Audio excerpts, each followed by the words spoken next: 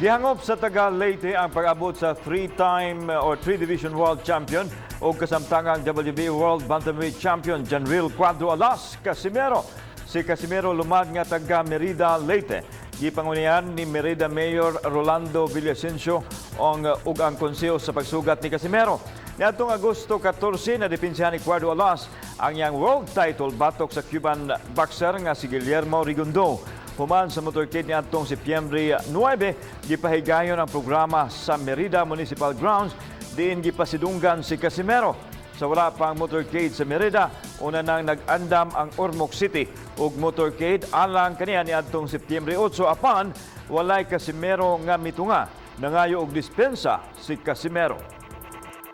So, may ko pasensya, pero sa yun ako na ako kadto kay na-disgrasya mi.